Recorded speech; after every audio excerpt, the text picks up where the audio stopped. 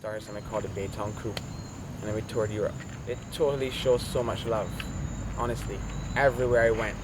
It wasn't, like, at that time I wasn't even known, seriously. I was really like just building my fan base and just pushing that record that we did. And people like really embraced what we were doing, like in a serious way. There wasn't a performance that I didn't sign an autograph. Like, that's the honest truth. I didn't take a picture with someone that had really liked it, you know, and people bought a lot of records, and I gave away a lot of records as well too. But I love a lot about England and Europe in general. You know, it's a nice place. I love the place. Even though the cold gets into your bones, like, people receive the music real good, man. They really embraced my rap. They loved it.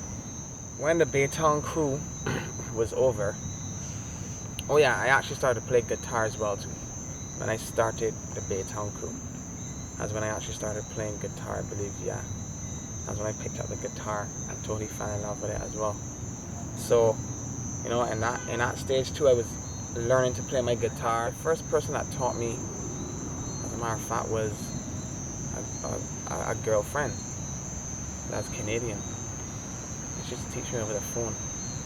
And then after that, I had this other guitarist, but he was originally from here. Yeah.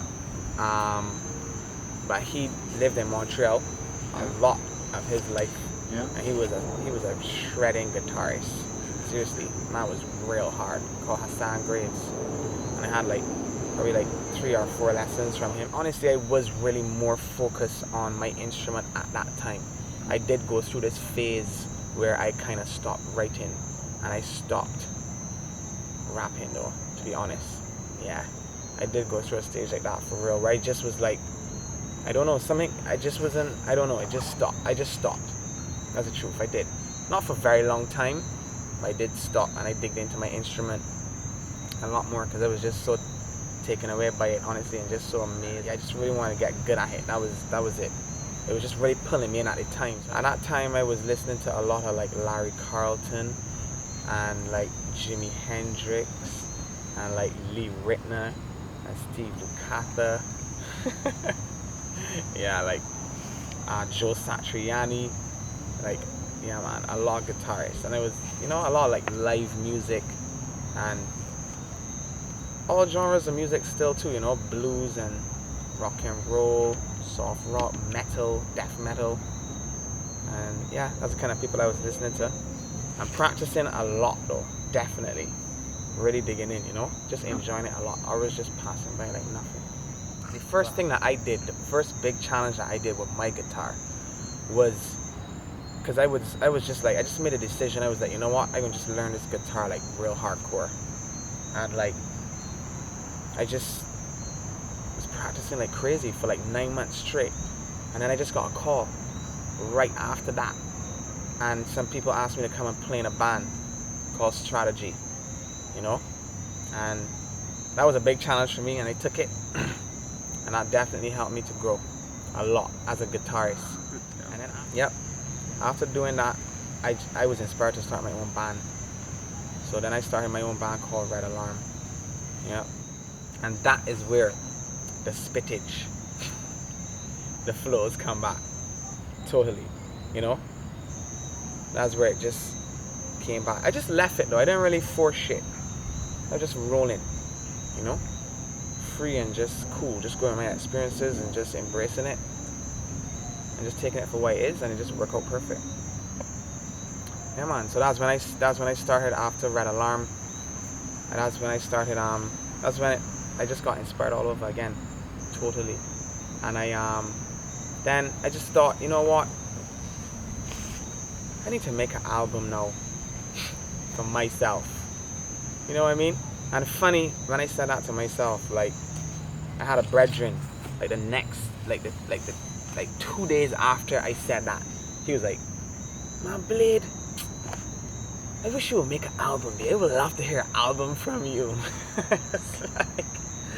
I was like, geez, on.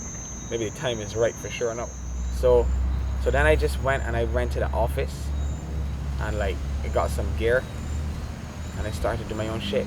Like, I never actually produce. I wouldn't, call myself a producer, but I am a musician for sure. And I think that's why I took the step towards trying to produce my album. Well, one of the reasons, because there are many other reasons why I had to push and do my own thing, Yeah, like, stiff. I work with this guy called Fabian Basie, aka Basie. That's who I was working with in this little office. It was just me and him. I had to like teach myself to use Pro Tools. I would just call up my boy Minim on the phone. So I'd be like, Minim, why you do this? How do you do this? How do you do this? No. And he would just tell me, and I would just remember it. And so yeah, I had my boy in there working with me. He played bass. I played guitar and all my shit. I come up with my progressions, and I did the drums too, but he helped as well. And then I took it to Minim right after that. I wrote all the songs, recorded them by Minim, and that was my first album. I mean, we're a lot more than that. That's just on the surface. Well, the first one, I just basically did everything by myself. He probably did like one or two of the beats. I actually came up with a beat, and I didn't have anything to do with it. The other ones, I came with the beats, and then he basically just enhanced that shit for me. You know what I mean? Like sonically, and probably even giving it more bounce and more rhythm. Just get it bouncing harder.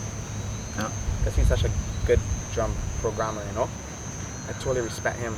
Listening to my fans and what they like, I can only tell you what they say to me, and they just think it's so different. It's something they never heard before, even though they can identify with it.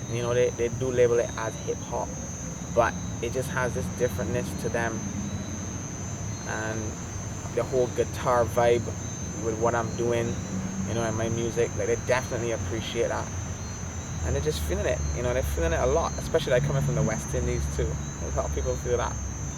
I look up to a lot of artists in the game already, that's made it already. Definitely big influences. One artist I was really big on back in the day, and still am, is Jay-Z, for sure. Because when I started to dig in, when I was, back in the day when I just started, like, Jigga was definitely I listened to every album he ever had, or he ever made, from the very start, for sure. There's just something about him, and the way he used to spit his rhymes, to me, they was just like so real, and the way he did spit the rhymes for real, with his swagger, just like real cool. Yeah. Real cool, just like spitting a story. Yeah. And just like lyrically hard as well, but just like real shit, like real life shit, like he's just talking his shit real. You know what I mean? M? I love M. I love that white boy. M is dope, lyrically, flow wise, stories, just like real too, very real. Eminem is an influence. Jigga, KRS-One,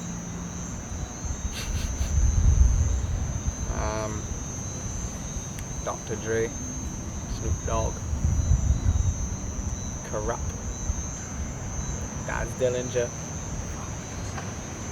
I mean, in all honesty, I listen to a lot of these artists. I love them. I love to listen to a lot of music, but I really listen to a lot myself now too. To be very honest.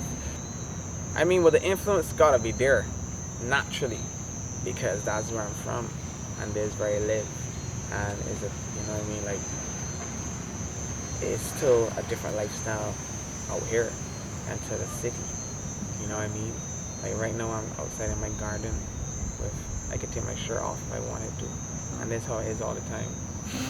You know what I mean? So just being able to dwell outside amongst nature is definitely tap you into a certain power on a level, to be honest. Like sometimes we may not even recognize it, we may not realize it, we may not even pay attention to it, but it does do that for us here, in the Caribbean, in the islands, for sure. You got the ocean,